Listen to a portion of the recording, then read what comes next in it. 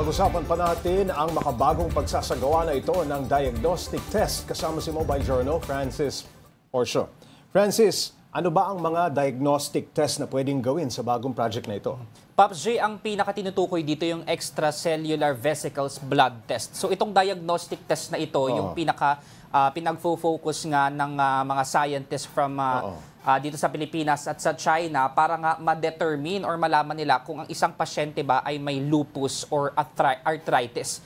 At kung compared nga sa traditional method na biopsy test, talagang mas mapapadali yung procedure kasi pag sa biopsy, 'di ba, kailangan natin ng mga tissue samples, tapos kinukuha yun sa mga organs natin na masakit para sa pasyente. Pero kung dito na lang sa blood test na to, sa pamamagitan nga nitong bagong technology na ini-introduce ng DOST at ng mga Chinese scientists, mas madali na para sa pasyente na matukoy kung may sakit ba sila o wala. Nasa magkano ba ang biopsy ngayon, Francis? Pops J, yung biopsy test kasi talagang masasabi natin na mahal kasi it can range from more than 1,000 pesos. Tas depende pa yan kung ano yung sakit or komplikasyon na meron ka na kailangang matukoy kung talagang positibo ka sa sakit na to. At maaaring umabot yan ng 5 to 6 digits pa. Depende ka kung anong sakit yon na meron ka. Pero dito sa pinag-uusapan natin, ay yun nga talaga makakatulong itong blood test. Ayun, magkano naman ang posibleng matipid sa bagong blood test lang na kailangan sa pagtukoy ng isang sakit? Pops J, dahil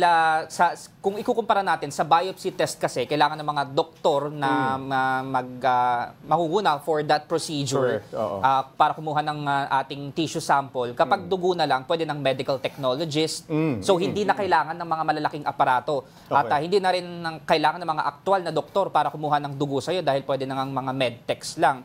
So, yung sa ganung aspeto pa lang na wala nang mga nakikita mo na, mas simple. Wala nang significant na aparato, wala nang hindi na kailangan ng participation ng mismong medical professional or ng doktor, mas makakamura ka na doon, Pops J. Doon naman sa determination ng sakit, mas mabilis ba kung sa ganitong paraan padadaanin? Yes, Pops J, kasi pinaliwanag din ng Department of Science Technology at yung nakausap nating balik scientist from the agency, sabi niya through the blood test, meron lang silang kumbaga kit na ginagamit, yung parang testing kit.